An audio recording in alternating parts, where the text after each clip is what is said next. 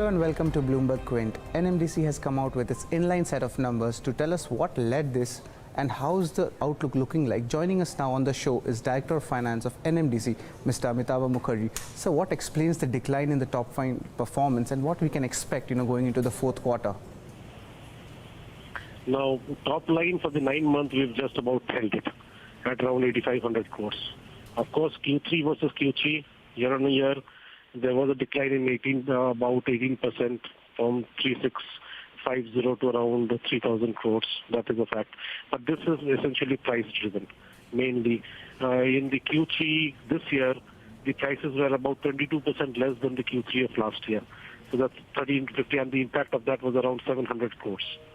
And on a 9-month period, the prices turned south by around 9%. So the impact of that was around 750 crores. So despite the southward movement in prices, very steep southward movement in prices, despite Doni Malai not being with us, the fact that on a 9-month basis, we have held the top line, and also the PAT has grown marginally from around 3,190 to 3,260 for the 9-month period.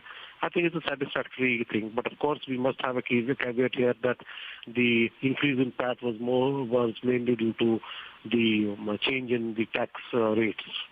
We have adopted the 25% tax rate now. And so with the international iron ore prices correcting, can we expect the margins to decline in the fourth quarter? What number can we work with? Now, the fourth quarter, as you know that in January we have had almost back-to-back price increase of prices of terms. So the southward movement in price that we have witnessed in the first 9 months of the year has been arrested somehow, somewhat at least. But the international prices, they have actually crashed from $98 a few days back to around, it is currently at around 82. Might be likely to fall.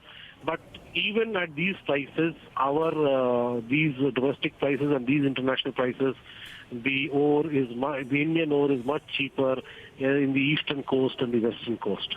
So as of now, the level that at which the international prices are, they do not affect the domestic prices as of now. Well, sir, the iron ore bidding in Odisha has actually picked quite a momentum. Both JSW, ArcelorMittal seem to be, big contenders, going for the iron ore mines. How does this impact your overall customer profile? No, instead of going into individual, what will happen to individual entities and things like that, because that is not for us to speculate on other people's business strategy. What I can say is that keeping everything on view, having a holistic assessment of the situation, we have decided that for the next financial year, we will take a target of around 48 million tons, which is a very substantial increase from the current levels. This 48, of course, presumes that Doni Malai would give us 7 out of that 48 million ton. But even if we take off Doni Malai, growth of around 25 to 30% on like-to-like basis was also a very, very audacious call to take. But considering our assessment of the entire situation, we have taken that call, and hopefully we will be able to achieve what we are targeting. Well, talking about your dividend distribution, can we expect a final tranche of dividend to come in? As of now, we have declared a dividend of 5.29 per share. So that will entail a total cash outgo of around 1,953 crores, including the dividend distribution tax, of which the Government of India share at current levels would be around 1,171 crores. As of now, the board has declared this. We cannot speculate about future dividend consideration by the board.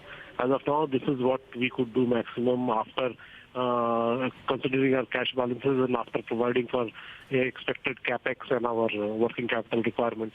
We have virtually as of now, whatever surplus cash that we had, we have paid off dividend after providing both for capex and for working capital.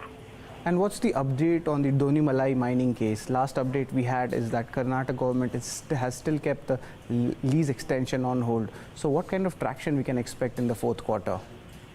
We will not speculate anything on Doni Malai, except that we would like to state that we continue to be positive and hopeful for Doni Malai. And would the outbreak of coronavirus will have an impact on Indian iron ore prices as well?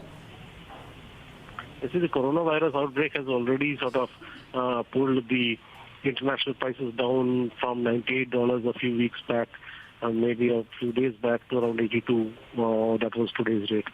So that is a very steep movement. If it goes more south, only then, even at this level of prices, it will not impact the domestic prices at this level of prices. It's not likely to affect it now. And the reports suggest of government pushing for demerger of NMDC's Chhattisgarh steel venture. Is that correct? We have no comments to make on this. We have no idea about this. This is a government decision.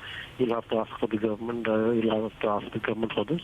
We have no idea or comments or opinion about that. All right, sir. We'll leave it till there. Thanks for talking to Bloomberg Quint.